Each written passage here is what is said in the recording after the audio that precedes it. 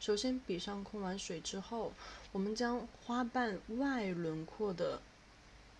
花瓣最外层的外轮廓去给它进行打圈揉搓，然后分区域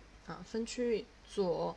右、上下4个区域去进行揉边。每一次揉完之后，可以用笔尖在纸上轻轻的擦一下，把笔尖的颜色揉掉的颜色擦掉一些，不然越往后揉颜色越深。然后揉完这4个方向之后，轻笔控水，等纸上它已经干的差不多了，我们再去揉2个色块的中间